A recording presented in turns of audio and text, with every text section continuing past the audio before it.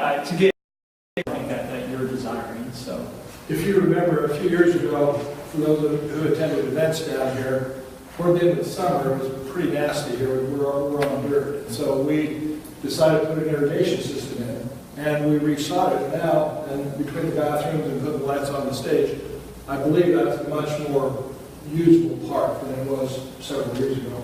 And we certainly would want to put sprinkler water available to those planters so that we can maintain a really good thing. Before I continue on, I just want to make sure, we would like everybody who hasn't signed in to sign in today before they leave, because I think almost everybody would like to know who's here. Also, we do have refreshments over here, so feel free to help yourself over there. But I just wanted to get that out before that.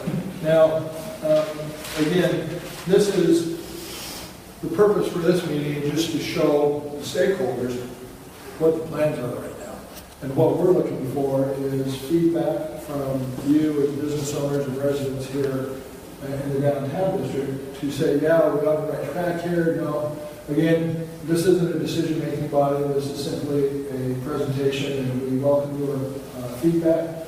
A question I have from somebody is, why don't we do more of the downtown with this? I mean, we could go up Mill, and we could go up a couple other streets as well. But we believe that this will give us a great corridor and a great start to that. So as we want to expand that out, as redevelopment possibly occurs, whatever the case might be, we have a format and a pattern in which to expand that out as we want. So this is somewhat limited, but we certainly want to highlight what we have here in Smithville. And I think our downtown is a great, great asset. And we certainly want people to say, hey, if they see that sign down over at 169, they want an opportunity to come down here and see how comfortable it is and what a nice downtown environment we have. So that's our interest. That's what our residents have told us in the branding survey. So that's what we're really interested in doing, to make sure that we are meeting those requests from that.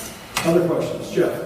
Yeah, I got to attend the Complete Streets program with the Planning and Zoning Commission a few months ago at Mark.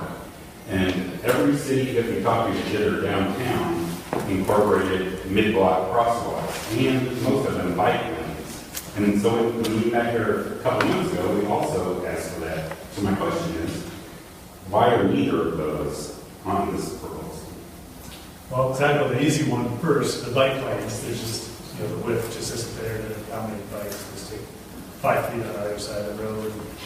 We only have 11 feet. If you go back to that slide where you're having 5.5 feet of planters on both sides, that is not reconfigurable to, because I think the mayor said our city plan is to encourage trails and pathways and bike traffic and things like that. So it seems like in our main street and downtown that we would also incorporate, however possible, something that accommodates those trails and bikes. well, there's several lines of thought on this, and one of the lines is that you actually have a complete street with the configuration that's shown. It's creating a section that calms the traffic so that pedestrians and bicyclists are equally welcome with the vehicles, so that the speed of the street, based on the configuration that's shown, can slow down immensely. And you could actually sign it with sharrows and say everyone's welcome on this. So it's basically a call. Do you want to soften that with landscaping, or do you feel a bike lane is important there? We think, from our professional opinion, that it's probably more important to soften it and provide some greenery along there, as long as you're accommodating bicyclists. And we think you're accommodating bicyclists because you've got a slower section now that will be accommodating to them. So that's our idea. One point along that too, Jeff, is where those planters are, that's that raised area. So if we put bike lanes there, that would be partly on that raised area. On Bridge Street, it's only one. It's not a raised area. It's just a curve. But then what about crosswalks? Yep. Crosswalks. Mid-block crosswalks. Yeah. We think you guys are very fortunate.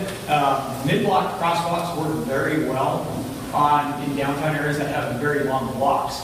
You guys have very short blocks that we think accommodate the pedestrian remarkably well. I mean, if you look at that block, a pedestrian does not have to go far at all. There's some traffic uniform requirements. This is the senior center that is crowded Monday, Wednesday, and Friday. People with walkers and canes. So what you're suggesting to those that are parked over on this side of the road are using those walkers rather than putting a painted crosswalk native bump out that helps shorten that distance that they have to cross. You know, I get, we can argue either way, but how many people in here own businesses downtown by show of hands? How many by show of hands have watched people cross the street dangerously and have to deal with traffic? So we came to you a couple months ago and said, these are the things we want, and yet we are not seeing that. It seems like we were not heard. Well, again, I think we were, Jeff, because the whole purpose for these push-outs is to slow the traffic down and to reduce that. And you know, that's something we certainly add, but again, we've done that. Typically, you see that on cities with much longer. About every 100 feet is the maximum, is what the National Complete Street Organization recommends. So that's about 300 feet. So you're looking at 150 feet from corner to corner, and the others are. I'd like to see that every 100 feet, because we do these all over the country, and I don't think I've ever seen that statistic, 100 feet in a downtown area. I mean, it's a trade-off with parking. I mean, doing bump outs, you lose a couple parking spaces per block. But the other thing is, if you do a mid-block crosswalk, typically it's going to require some kind of signal activation, lighting. They call them hot lights. Hot lights can be extremely expensive, so it's, again, do you want to stretch your dollars that way? Do you want to take away a couple of parking stalls? If you do that, now you're also reducing. So again, it's a value judgment. What do you overall want to accomplish by this? And that's what I think needs to be debated. So. Yeah, that's something we certainly need to discuss on that. Piggyback off of that, I think probably the biggest area that would necessarily need something like that would be for the senior area, just because that is probably the longest blocks. But if they have a plan going to reconfigure that parking behind the scenes, that might be an alternative solution versus. I think our chief of police wants to mention that. She just said exactly what I was saying. We've got to keep in mind that empty spot south of the senior center is slated to be a lot more parking there, and it's going to be a lot closer to your senior center too. You hit the nail right on the head. Very good. Who is it? Ryan. I have a separate question about a different area. If you could go to the north portion of Bridge Street, where Bridge crosses over with Church Street, kind of on the northern end. My name is Ryan Motter. I'm one of the pastors of the Christian church that sits on that corner. I have an office window that faces directly at that bridge. And I watch people fly over that bridge at about 60 miles an hour before they hit downtown.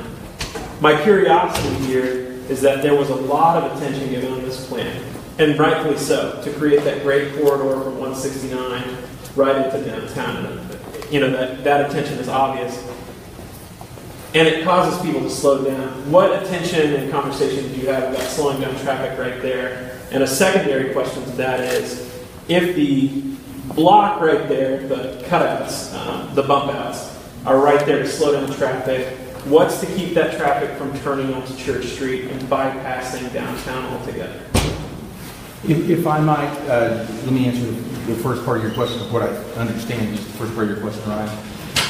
Since we began the undertaking here, we've had a little bit of a change in where we anticipate a change in ownership of that block immediately in front of the church there between Church Street and the bridge. And so part of the conversation I'm having with these gentlemen after the meeting is what we need to do to incorporate that intersection and that part north of the bridge, because we will have the authority to do so. So that's something that you're talking about the properties on the west side there? I'm talking about from the intersection of Bridge and Church north to the bridge itself.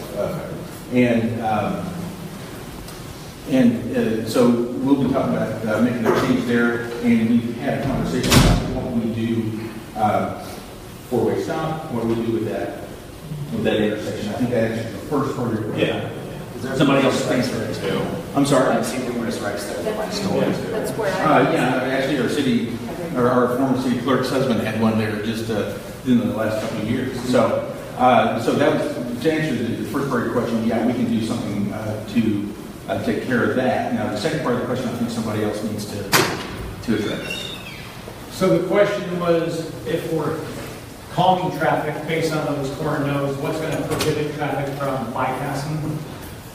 Nothing. I mean, the short answer is, I mean, people are typically creatures of habit. I mean, they like to go what they perceive as the shortest way between point and B. We think the nodes, I mean, we're trying to accomplish what you're asking for, is calming that traffic down. The idea, though, is that it doesn't force people, because at the end of the day, we're trying to create a business-friendly environment, and businesses along here want the traffic because that helps with their sales. So in our experience, when you calm traffic this way, it typically doesn't force drivers. It still creates an easy access for those drivers. You know, if you did more stringent calming, you might get to that position. But this is an incredibly common approach in most downtown business districts. And I would say in our experience, you know, you don't typically lose traffic as a result. Because again, we don't want to push a problem somewhere else and then have someone else complain and have to fix that down the road. We think this is kind of an even kill way of handling. I guess the reason I focus on that small little loop, that contained loop there, is because there's a funeral home there. And the traffic around that funeral home is really common and quite a bit. So people are going through there with photos, for example. That's my concern. Other question? Back to the crosswalk. So with the city hall configuration, will there be any access from Main Street to city hall? Sure. Yeah, our goal, we have a lot bigger parking area back here, and our goal with the reconfiguration right now, if somebody wants to come into City Hall and use the restroom, guess what? We have to go through city offices, we got to walk around here, and usually we don't do restrooms. During a public meeting, if our police department has a prisoner, they come in during public meetings to use the restroom. And those are some situations that we're trying to avoid with that. I guess I'm posting a crosswalk there around the senior center, and at City Hall has a lot of traffic. Well, you know what, this is one of those things where if we see, the street calming, narrowing of the street doesn't work as well as it can, yeah, we can certainly put on some stripes and add a crosswalk across it if necessary. So, that's why I wanted to do is access. yeah, we can always add things. That's one of the things about moving a small town. If we really need to make changes, either zoning ordinances or laws ordinances, they're relatively easy to do if it makes sense. And what's being proposed, I mean, it's the ideal way to solve. I mean, typically you want your field of parking back behind the buildings at the front onto your business street. Hopefully that's where most of the employees are going to park and that sort of thing. You want to keep the on-street parking available for your customers. So I think what's being proposed here is really good. I mean, typically we look at it along the street, we call it the ceremonial main entrance. You never want to block a front entrance off the street because that's what activates the sidewalk and creates the environment that people want. But you have the functional entrance typically on the backside of the buildings where a lot of people enter and exit those buildings. So you're creating a situation that's really a best practice, really around the world and has been for the last, several centuries when you look at how main streets have typically developed. And then the fact that you have the sidewalk cut through, I mean, that, allows flexibility in how people enter and exit, whatever building it might be. So I think that's definitely a good step in the right direction. Jim? I've got a question in regard to the bollards on Bridge Street. What do you envision for that? I'm thinking of the manpower. What if it's used a lot over the summer? I think it was built that way. It would be used a lot. When I picture it, I picture what, steel over concrete bollards. They're just metal bollards. They match whatever lighting. Those are, if we choose black light standards, we get a black bollards. There's bollards that are lighted as well. Has your experience in manpower or removing equipment very simple? Oh, at the intersections you're talking about? On the sides of the areas? Oh, those would remain in place on the sides. Oh, okay. Once you would remove, there'd probably 3 right here. Across the street. Okay. Yeah, the bollards along the street. Okay. Yeah, the bollards along the street are permanent there. Okay. The bollards we're talking about are at intersections, so. No, I understand that part. Yeah, I was more concerned about moving to expand that. Other questions, Harley? The raised sidewalk on Main between Bridge and Commercial. Did I see stairs on that picture of it? Is there a handrail? Both of those stairs? Yes.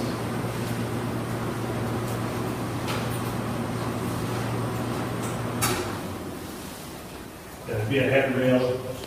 So it's a wall right here that separates the, we'll call it ramp. It's not an ADA ramp, it's just a sidewalk that's below those stairs. So we don't need a handrail on this, but we do need a handrail on the stairs. I think you're talking about a parking lot in front. Actually, it's a little more. All those steps. Yeah, these steps. Oh, yes. Yeah. Yeah, they should have the handrail on the other side. Were the stairs and threading? Yes. I have a question on the southwest corner of Bridge and Main. That business right there on the corner, it has a side, it has kind of an angled front door. Yep. And that was taken into consideration when we did that. This is the place This is right here, angle front door Yeah. to that. And that's still right there, just have to change that. Right, yeah. That wouldn't, we're not touching any of the private. Okay, I didn't know if that was going to be an house. Okay. Pete, you have another question? We'll look at that. What is the approximate date of these photos? Of the aerial photo was, Yes. was 2016. March of 2016. Did you see your car there? No, I had just paid $20,000 to have my roof. I knew that. I'm going back up to Jeff's place. Great question. Yes. What is the time frame, estimated time frame from start to finish? What kind of impact are you considering on the businesses while it's being completed? Can you give us a time frame on that? Well, I think critical to this, and I know Troy and Bevan talked about this too, is how we're going to stage the construction, right? So we're not going to just completely shut down all of downtown for months at a time while this is being done. We're going to have to go block by block, maintain through traffic down the cross streets while we're doing that. We may, we're going to have to think about, because we are doing some utility improvements, we are doing some water main upgrades while we're here. We're going to upgrade some of the utilities so that we don't fix this and then come back 2 years later because the utility needs to be upgraded. So I think, we're going to try and limit it to block by block. We haven't really discussed, the whole street is not getting rebuilt, so it's mainly the sidewalk area and the bump outs. So we haven't got into the nitty-gritty details of it, whether we can maintain a lane of traffic through it at all times. At the end of it, we will do a asphalt mill and overlay so that when we're done, it is going to be a nice new black top with new striping and everything, so it'll look brand new.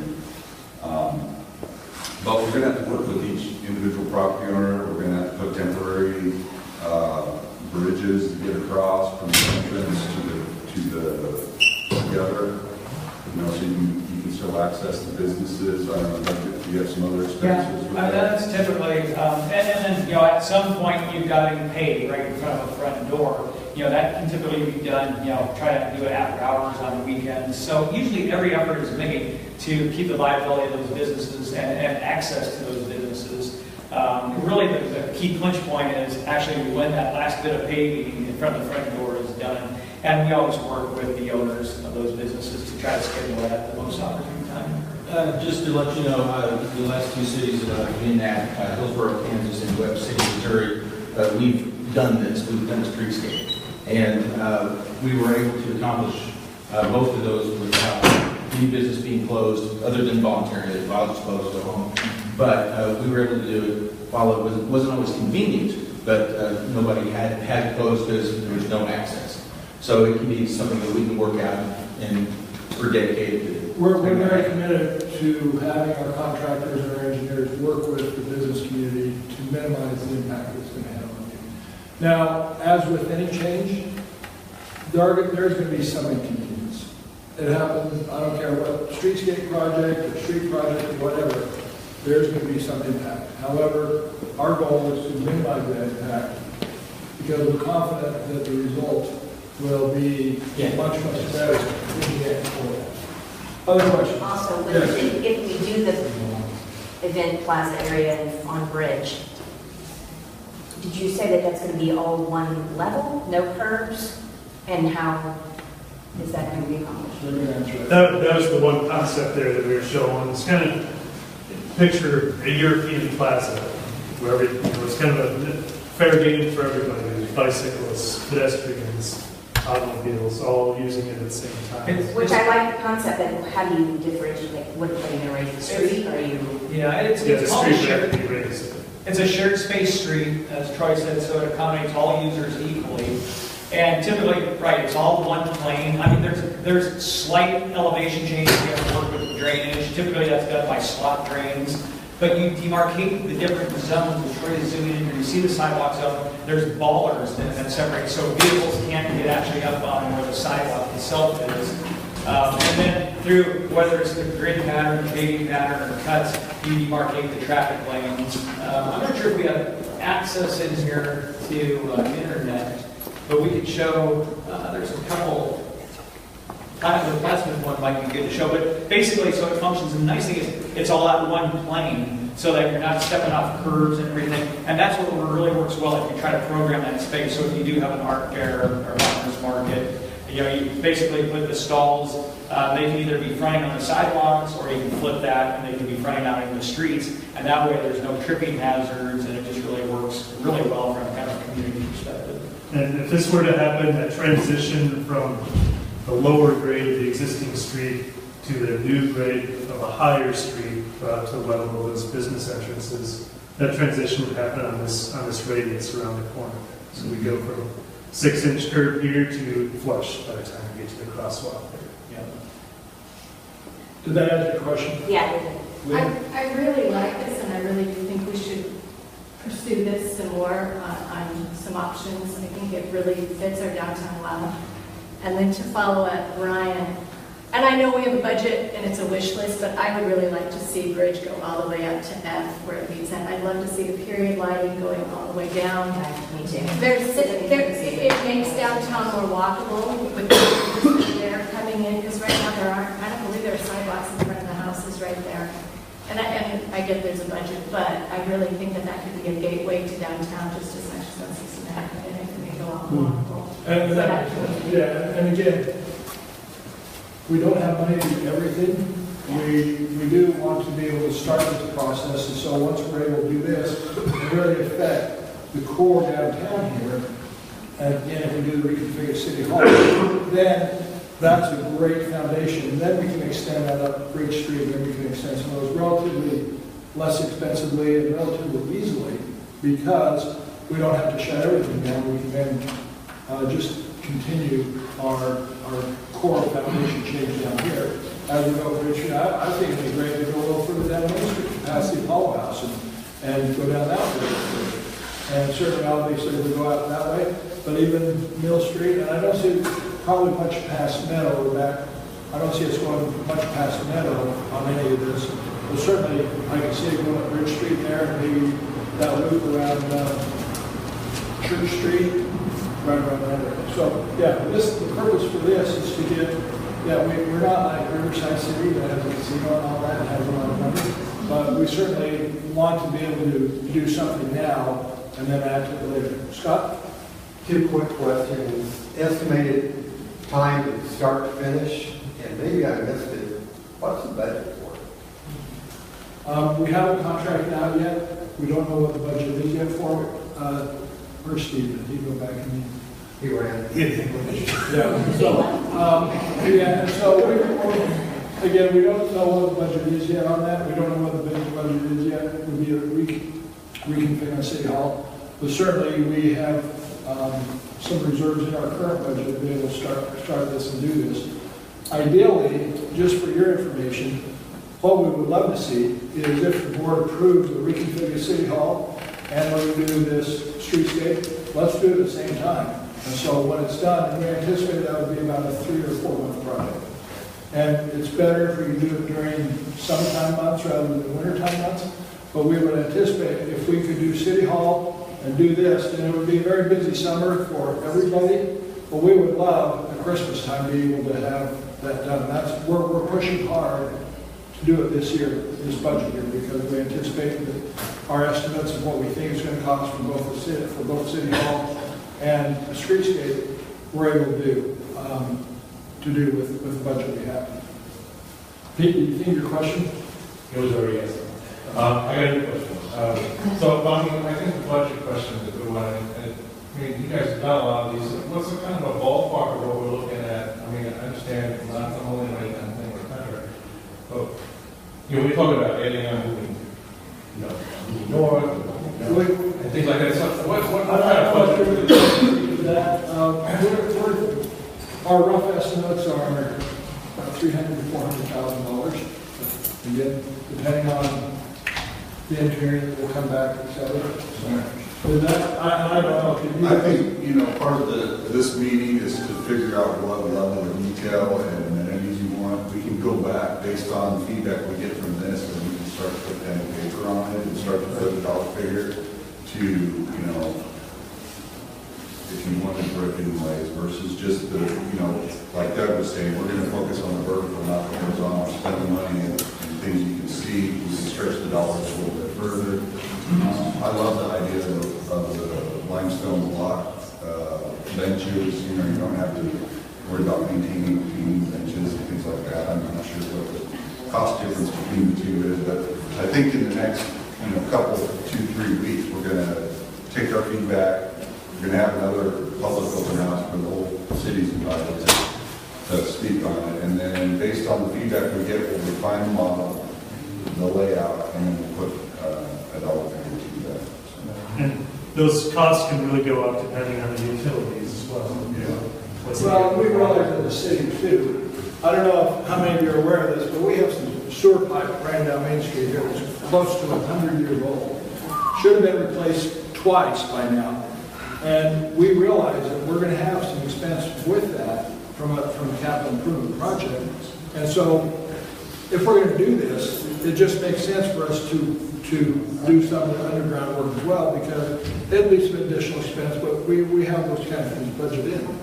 So our goal is to be as cost effective as possible, so that we can, if we're going to be taking part of the street out, ripping it up, that we can put those new utilities in and provide additional benefit for our residents. Yes? First of all, I love the concept of the greenery, adding some scenery and aesthetics to the downtown area.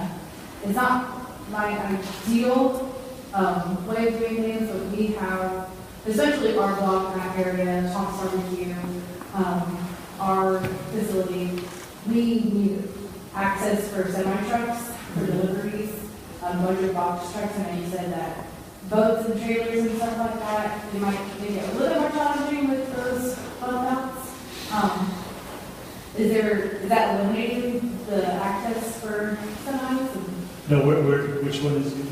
We're on South Street, the last building on the right. That's perfect. Seems to go on that alleyway all the time for deliveries. Yeah, between. Well, also, as you know, Meadow, I mean, we can get semis down Meadow very easily in and out, and that's close to you. But access to 169, I know it's slowing down the traffic, and obviously pedestrians are going to have a lot more the right of way versus, but I don't know if there's a better access point, because they can't turn off all the the one over here. No. Is that enough? Yeah, there's no access from 169 to that to bypass a lot of those. Actually, Meadow does go all the way 169. Well, you can't come in. Yeah. So I think, that's good for, because, we'll have to reinforce the nodes, the corner nodes. Delivery, that's an issue in every streetscape project. You're not unique in that sense. A lot of it comes down to management of deliveries. We're finding that deliveries sometimes need to be made, at 6 a.m. instead of at, noon. Off-peak hours. Off-peak, can they take up part of a drive lane if it is off-peak? So it's really more of a management issue. A lot of times what we see is, if they're not doing the big semis, they're doing more of a box truck delivery. I mean, it's working with your delivery companies and so forth to manage that. But again, what can we do from that perspective to facilitate that? and make sure that they do have as much access and everything's reinforced enough, because we do know that people are going to drive over curbs. It's a given. So we don't want that first person that does that to crumble the curb. We want it to maintain itself over the long run. So knowing that, alley access there is critical, that you're going to have larger vehicles, mountable curbs are what we call them, and how do we design for that? Very good. Somebody else have their hand up? I was hoping that we were further along in this, and now I hear budget constraints and, limitations. Well, but I was hoping for, the solar eclipse to be all done landscaping. I'm just kidding. But seriously, I'm glad to see that there's input yet to be made. This isn't the final draft, obviously. You're going to come back with some things. So, can we accommodate everybody? Probably not. But, I'm a bicycle guy. I like what Jeff said. I don't know, can you do one-way park or one parking on one side of the road, let up the other side, take the parallel parking on one side? And I don't mean to come, make this more complicated. Is that an option? When we have control of the street, the city will have control of it. And that's how we're able to do four-way stops that don't exist now. Correct. We don't currently control the entire. So is that a possibility then to take parking on one side of the road? Sure. Yeah. Okay. Doing something like that would almost really necessitate us getting more parking back here as part of the thing. So I know, those are two separate projects, but yeah, that's why, we may do something like that, but we then would have to have someplace else for those. And the flip side of that, I do like the fact that constricting the traffic to slow the flow, and bicyclists could get through much better than they can now, or the pedestrians crossing is going to be so much better that it's slowed down. So Dennis, one of the practices now of bike lane is the protected bike lane, where the cars are parked next to the street. There's actually a bike lane between the sidewalk and the parked cars. So we don't have the width. Yeah. Well, we have 5.5 feet of planting, so and 5 feet I think is the width of. So it sounded like it's going in So I'm not- conjunction with the plans of the I know we can't design every element here, but it seems to me that there's probably more than one solution, right? There's, I won't say an infinite number of solutions, but it boils down to you have a handful of options. If you get rid of the planting, then all of a sudden you have more of a wall, because now we're making that grade change, because that's what we're having to deal with kind of the landscape area. So now all of a sudden that shrinks, so something that's green now goes to concrete and straight up. So it's a value proposition. What does the community want? What's the willing to give up to get what they want? Our biggest challenge is, as Troy started out, the narrow right of way. I mean, most streets, the right of way is 75, 100 feet. I mean, we are really constricted here. So we're trying to fit a lot of different things in. So that's our goal from you as the community. What do you want? What are you willing to give up? And that's where we're going to land. And I hate to mention the F word, but flooding. There's still some downtown flooding, so elevations are important. And does this include storm drainage? It's going to put in all these roads. Well, certainly, if we're going to be taking up roads, we're going to be utility work, and if we have to replace storm drains or freshwater lines or whatever the case might be, that would be part of the same project. We're not going to just put all new fluffy stuff and not do anything to the infrastructure while we have the availability to do that. That was my main concern with you leveling out Bridge Street every time it rains, and it doesn't have to be a big one. My business has all of the water from the city parking lot floods the back of my building.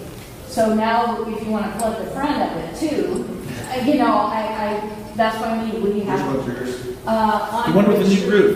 The one with the new roof that is not shot. But we have a lot of storm, like you said. It floods in the back here. Right, and it comes in like, Yeah. So basically that street will still have a crown. The street's actually raising up, so it's getting above everywhere else downtown. So it's at a little bit higher elevation than the other streets will be. But you always have to have a grade to cause drainage. But then typically what you do is you put slot drains in. So we'll be providing a way for that water to be vacated out of that location. Very good. Harley? What is your experience, the lifetime of the home house? Because I've lived in about 3 cities and they've had it about 15 years later, they came and took them all out, put them back. So, I've done projects, we put them in the 90s and they're still in. Yeah, I don't think we've ever had any of the communities we work in take the bump outs out, not to my knowledge. So.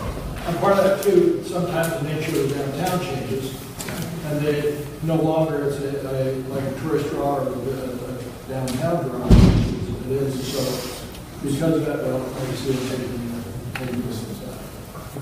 Right?